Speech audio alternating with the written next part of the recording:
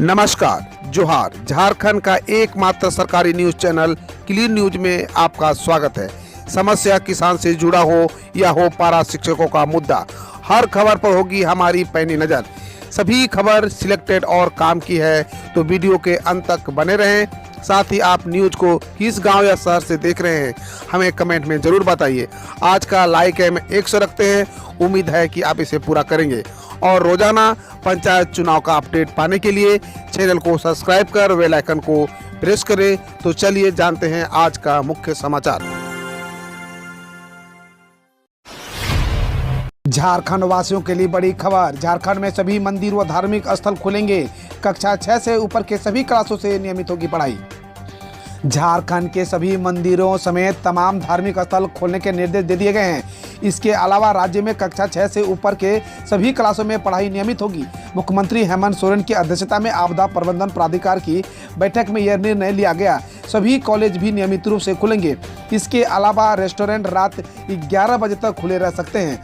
कल मंगलवार को मुख्यमंत्री ने मंत्री और विभागीय सचिवों के साथ आपदा प्रबंधन प्राधिकार की बैठक की।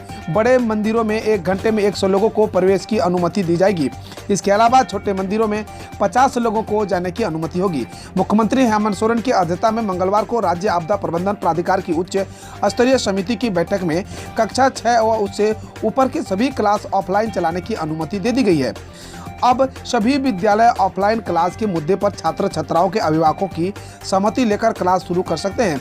इतना ही नहीं, राज्य के सभी धार्मिक स्थलों को भी खोलने का निर्देश दे दिया गया है। अब यहां पुजारी के अलावा श्रद्धालु भी जा सकेंगे।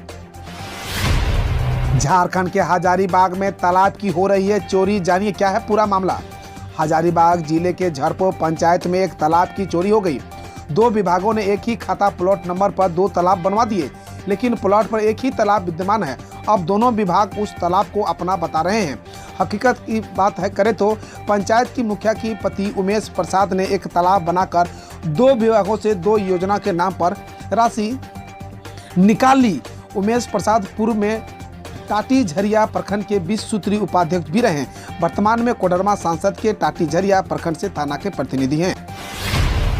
झारखंड के हर प्रखंड में बनेगा मनरेगा पार्क। परिसंपत्तियों के सृजन के साथ रोजगार की भी गारंटी। झारखंड राज्य के प्रत्येक प्रखंड में मनरेगा पार्क का निर्माण किया जाएगा।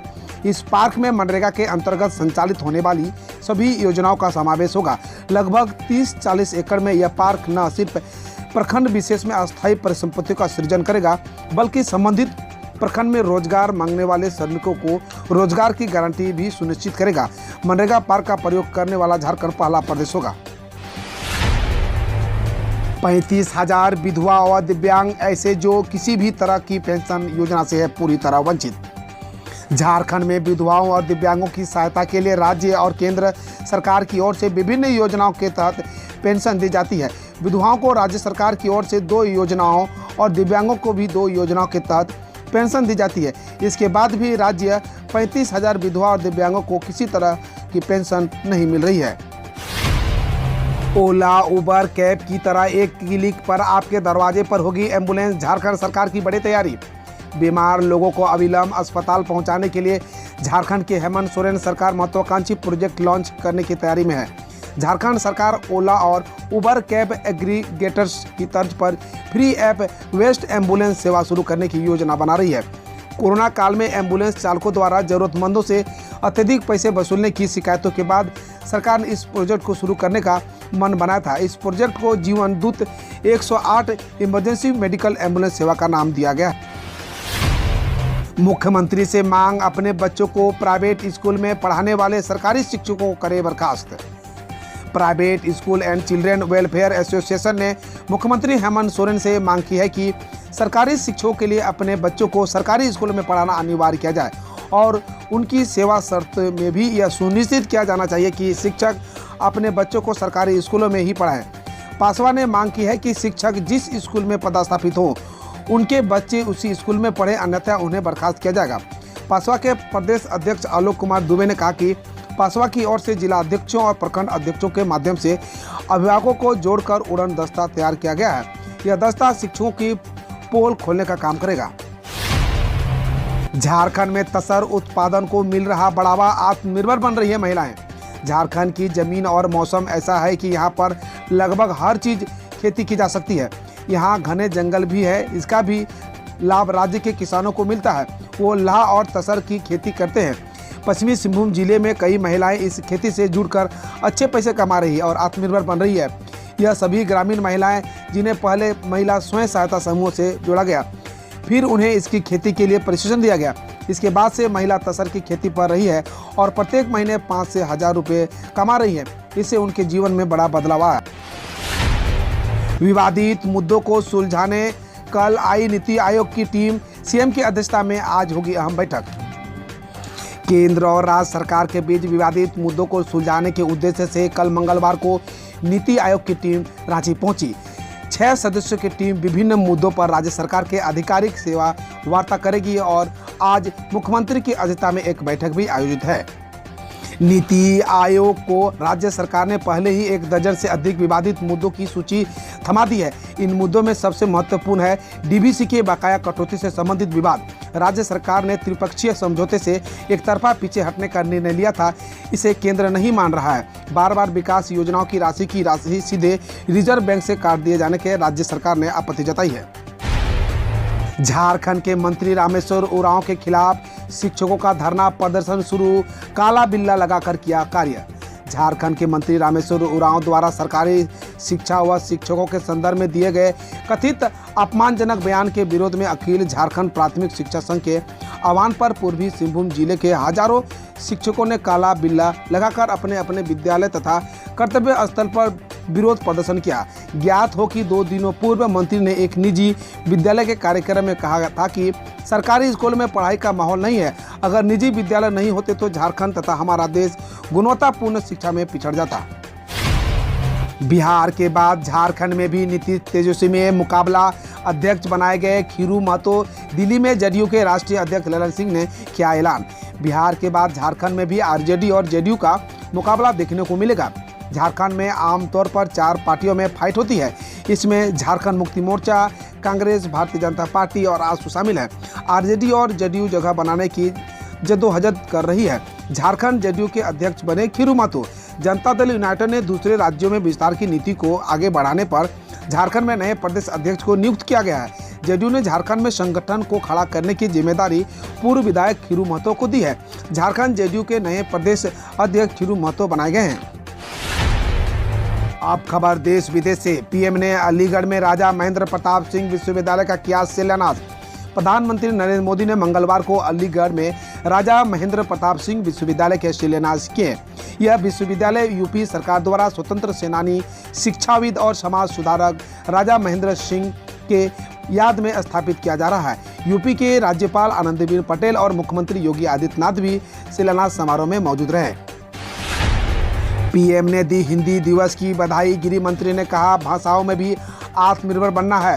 प्रधानमंत्री नरेंद्र मोदी ने मंगलवार को देशवासियों को हिंदी दिवस की बधाई देते हुए कहा, अलग अलग क्षेत्र के लोगों के प्रयासों के कारण हिंदी वैश्विक मंचों पर लगातार अपनी मजबूत पहचान बना रही है।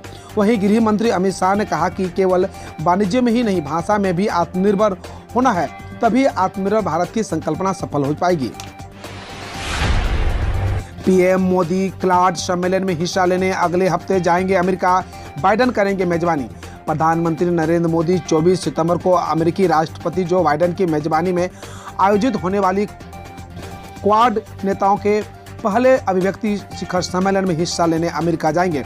इस सम्मेलन में ऑस्ट्रेलियाई प्रधानमंत्री स्कॉट मॉरिसन और जापानी प्रधानमंत्री योशिहिदे सुगा भी शामिल होंगे। केंद्र ने कहा कि नेता इस साल मार्च में घोषित क्वाड वैक्सीन इनिशिएटिव की समीक्षा करेंगे। मोदी सरकार में अल्पसंख्यक 100% सुरक्षित है। अल्पसंख्यक आयोग के नवनियुक्त अध्यक्ष। राष्ट्रीय अल्पसंख्यक आयोग के नवनियुक्त अध्यक्ष पूर्व आईपीएस अधिकारी इकबाल सिंह लालपुरा ने मंगलवार को कहा कि प्रधानमंत्री नरेंद्र मोदी के नेतृत्व वाली सरकार में देश के अल्पसंख्यक 100% सुरक्षित है। उन्होंने आगे कहा, दंगे, हत्या व लीचिंग की घटनाओं में कमी आई है। बकल लालपुरा यह विमर्श गलत है कि मौजूदा सरकार में लिंचिंग की घटनाएं बढ़ी है। ओडिशा में पुल पर पटरी से उतरी मालगाड़ी, नदी में गिरे 9 डिब्बे, कोई हताहत नहीं। ओडिशा के खुर्दा रोड जा रही एक मालगाड़ी से कम 9 डिब्बे मंगलवार सुबह एक पुल पर पटरी से उतरकर नदी में गिर गए। पूर्व तट रेलवे के एक अधिकारी ने कहा, डिब्बों के पटरी से उतरने के कारण नदी में अचानक आई बाढ़ लगती है। उन्होंने बताया कि लोको पायलट और अन्य कर्मचारी सुरक्षित है क्योंकि इंजन पटरी पर खड़ा है। महाराष्ट्र में अमरावती में नाव पलटने से एक ही परिवार के 11 लोग डूबे, 3 की मौत।